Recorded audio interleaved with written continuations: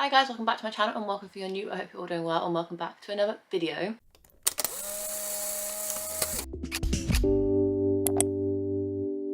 I thought coming up to the end of the year it would be really great to kind of reset my channel, make this the intro to my kind of like homepage with new subscribers. So hi, welcome if you're new, because this is the reading taste tag and I was tagged by Chloe from Chloe Reads Books, one of my closest bookish besties, and I thought it was about time I finally get around to doing this because I think it is the perfect time to do it because we're coming up to the end of the year. It's a perfect time to kind of sit down and talk to you through some of my reading taste, some of the kind of books that kind of symbolize my reading, some of the other booktubers that I think kind of like mirror my reading taste, etc. If you've seen this tag then you kind of know what to expect from these questions, but it's basically just a list of questions I will answer regarding my reading taste, and you guys watching will kind of get to know me a little bit better if you don't know me already. So hi, I'm Rachel, I am 26 years old. I started making bookish content on the internet in 2020 during lockdown, and really since then have discovered what my true reading taste is, and I'm actually really excited to sit down and kind of talk you through it. I know obviously all the like long time subscribers know my reading taste really well and probably will expect a lot of books that you're probably already thinking of to pop up in this video. I still think it's going to be fun to sit down and answer these questions. So without rambling too much, let's go ahead and get into the first question. First question is, describe your reading taste in one sentence. This was really hard to narrow it down to one sentence because although I do mainly read a set genre and a set age category, there are kind of times where I'll read completely outside of that. So this is what I've written down because I don't want to get it wrong, so I quite like what I've kind of written. So I said, books that make my heart swoon, stories that capture my heart, and pages that I can fall into. That's the sentence. Those are the books that I love to read. Being really broad, really kind of like vague, but I am always willing to try everything. I predominantly read contemporary and romances, tend to be more adult now, I'm 26, but I do also love a YA thriller. I also love a really fun fantasy middle grade. I do try like a lot of different genres and a lot of different books to try and see what my reading taste is, although I do tend to gravitate towards contemporaries, romances that are in the adult category. The second question is to describe my reading taste in categories, genre, length, age category, etc. I am, like I've said, mainly adult contemporary romances. I'm definitely growing out of YA, but I'm still loving some middle grades because middle grades just kind of really do break that barrier between adult and middle grade, whereas YA is that in between bit, and I do think YA is much too young for me now, but middle grade I can distance myself enough from and kind of keep the fun in it because I know it's targeted to such a younger audience than I am, whereas middle grade I'm still kind of critiquing it as an adult book when it isn't, so I still feel like I need to be a little bit older to re-enjoy YA again. But there are some authors that do write YA that I still do very much enjoy. It just has to be an author I've already read from, i.e. Benjamin Dean. That's all the one I can think of off the top of my head. Not gonna lie, I'm looking around at my bookcases and I would say about 99% of the books I own are adult books. Length, because I tend to read obviously mainly contemporary, they tend to range between the 300, 350, maybe pushing the 400 barrier, but 400 page books plus really don't tend to be my thing. I like reading books quickly, I like reading books over only a couple of days so I can kind of really get lost in the story. If I'm reading a book for more than a week, I tend to feel really disconnected to the story no matter how good it is. I am currently in a reading slump. I'm reading books a lot slower and I'm still feeling that kind of sense of disconnect, which isn't the best. So I do tend to like to read books that are in like the 300 page mark to allow myself to be able to read them in a short space of time and really kind of immerse myself and feel connected to those characters. Because character growth and character development and family dynamic is a massive thing for me in books. I'm very much more a character person versus a plot person. The next question, question number 3, is to show us some books that really truly kind of represent your reading taste, and I have pulled out a few. This is where long-time viewers will really kind of get to guess and probably are correct because these books I never stop talking about. The first one is Olive by Emma Gannon. I read this book for the first time in 2020 and is now still held the top spot for one of my favourite books of all time. This kind of really represents my reading taste because it is about a strong female friendship group who kind of really have to navigate their life in their 20s and kind of figure out what life they want to lead, with them all kind of wanting to lead different lives and trying to stay together as a friendship group. For me, one of my massive kind of buzzword things in books is female characters, main characters, trying to navigate life after uni, after a breakup, trying to like pick up the pieces of their life and kind of re-figure out their passion, whether that's a divorce from like a mid-30-year-old and then they escape to the countryside and start a beach cafe, or their friendship's kind of about to dwindle but they're really trying to stay together and they're trying to navigate life as like a foursome. It can be anything like that. Basically, women who are about to break down and rebuild their life independently is basically my kind of favourite book. So this is definitely one of them. This is another book that really kind of represents my reading taste because it is about a female character called Flick who's just broken up with her boyfriend, and she ends up moving to London to pursue one of her passions in writing and become a journalist, and she has nowhere to live, so she ends up renting a room in a house share, and those four female characters in this book become kind of like her support group and her like friendship group, and it's a really beautiful story about friends and love and breakup, and it's just a really, really wholesome book. And once again, there are so many buzzwords in this book that kind of represent my reading taste, i.e. fake dating, bucket list, female friendships, figuring out life in their 20s, so many fun things in this book that I very much enjoy. On the line of strong family dynamic, but kind of with an emotional twist, Half a World Away by Mike Gale is also one of my favourite books of all time. This purely because of the strong family dynamic and how much character growth is in these characters. This book basically follows two half siblings, Noah and Kerry, and their birth mother ends up really, really struggling and leaves them stranded. Kerry ends up having to take care of Noah from a very, very, very young age, and eventually Child Services gets hold of this. They both get taken in. Kerry doesn't get adopted because she's a lot older. Noah gets adopted because he's only like 6 months old, and then they kind of lose touch with one another, and then eventually they kind of come back in each other's lives, and it's just a beautiful, beautiful book. Heart-wrenching, very triggering topics, but a beautiful told story, beautiful language, beautiful characters, beautiful, beautiful story. And then the last one I'm just going to show you for more light-hearted. It's another romance. Can you see contemporary romance are really, really my thing. The Dead Romantics by Ashley Poston, which I only read this year, but I now kind of read as my kind of reading taste because it has a strong family dynamic. Although it's a romance, the family does have a massive part to play in this book, which is what I love most about it, is the family dynamic and the family connections and just kind of how central the family is to this plotline, with a very, very good romance on the side.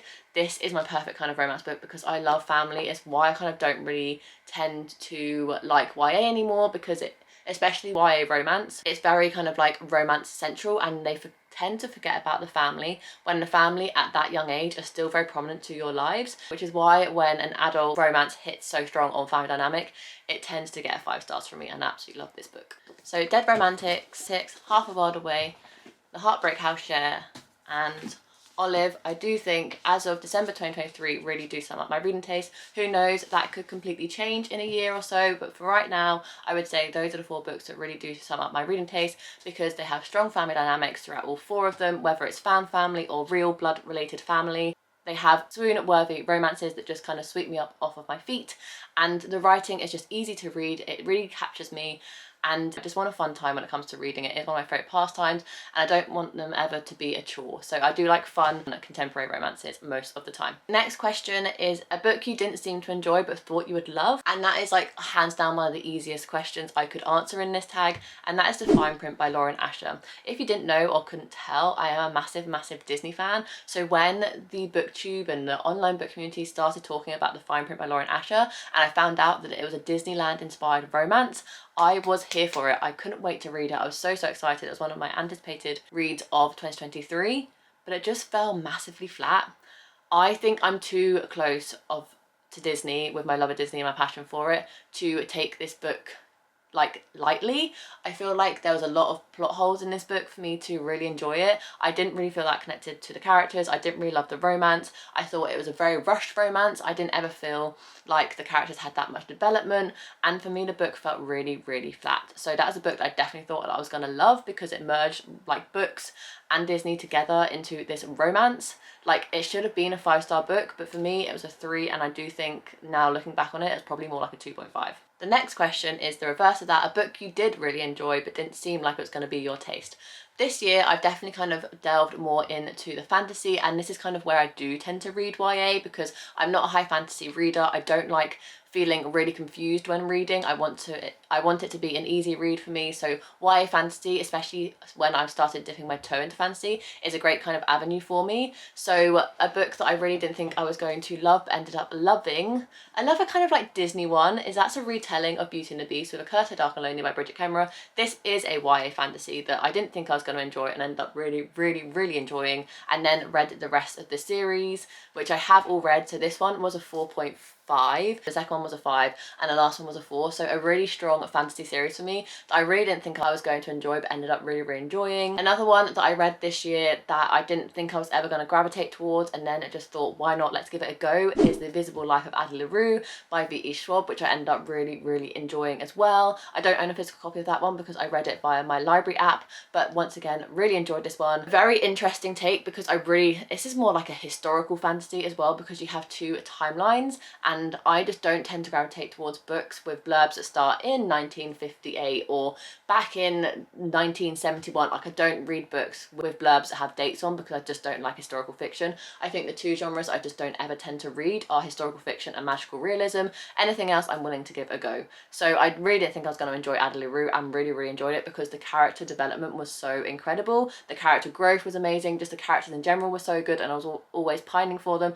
And then what really topped off was the writing style. I absolutely loved how whimsical the writing was, but it wasn't so whimsical that it was difficult to read or you couldn't follow along in the story. So those are 2 books I didn't think I was going to really enjoy but ended up absolutely loving. The next question is to show us some books currently on my TBR that really sum up my reading taste. This one was quite hard to do, and I think when I was trying to plan out this video, which is why I might be in a slump, because all the books on my TBR at the minute I don't really sum up my reading taste and what I enjoy. So I've only managed to pull 4 books off my physical TBR that kind of sum up my reading taste and that I'm excited to read.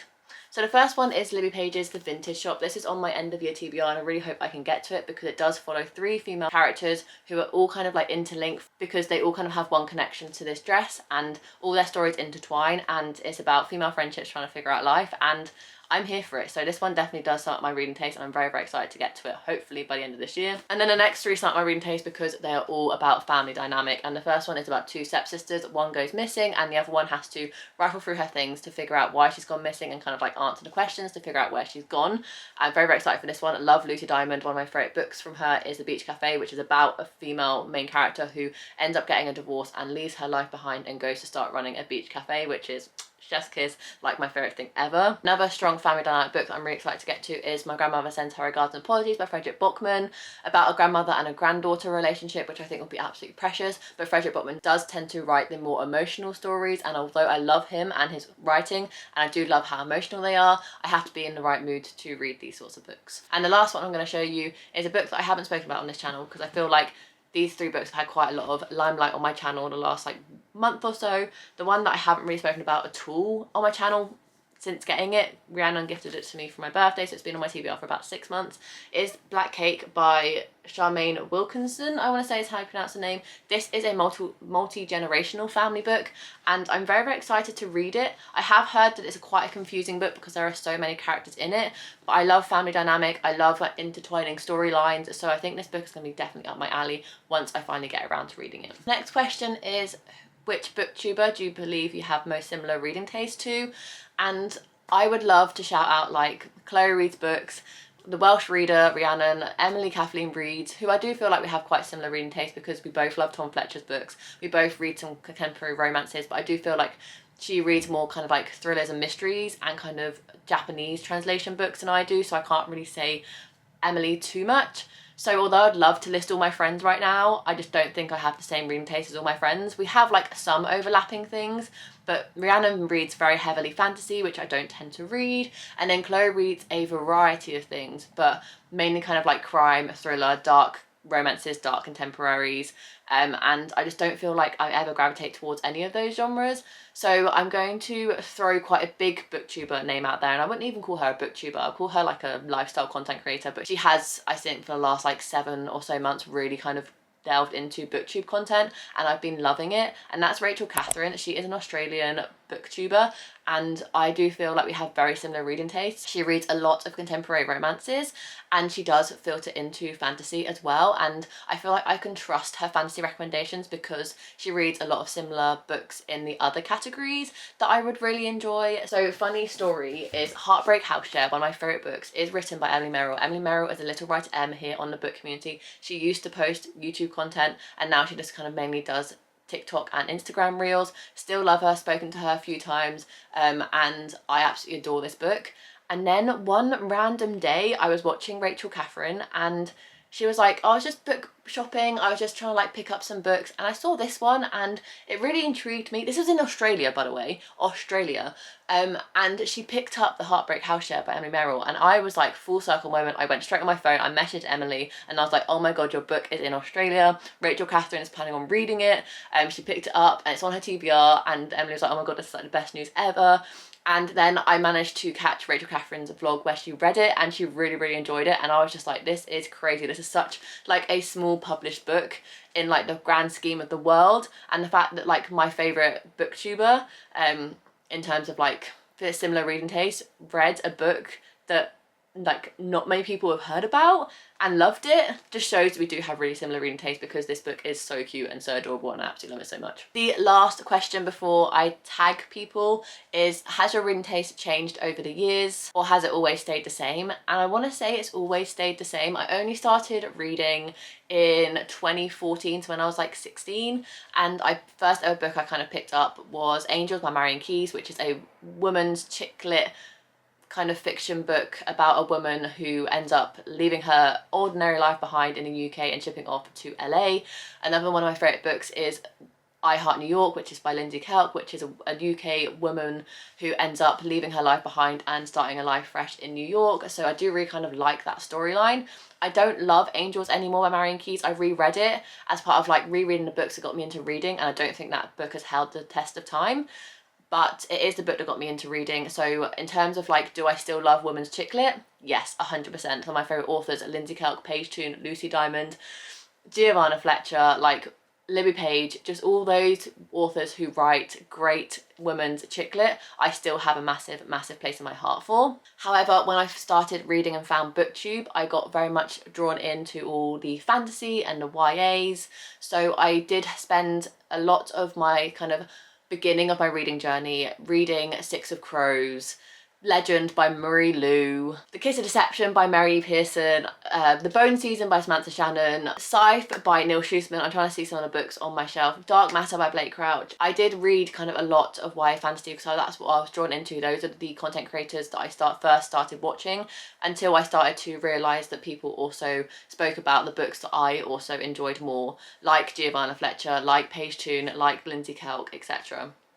So I do think over time, being in the book community, being not only creating content but kind of diversifying my watch list has definitely evolved me as a reader. I do still dip my toe into the fantasy, but I'm definitely much more a contemporary romance reader now than I was when I first started reading, because I thought I had to read all the popular books everyone was reading, and you don't. I love my channel now for it being a platform to promote unheard of books, unpopular books, underhyped books, authors that aren't kind of recognised enough, and I love that that's part of my channel, and that's kind of what I'm known for, is to read those books that people may not have heard of before, and to read the books that aren't popular on TikTok, that aren't popular on BookTube.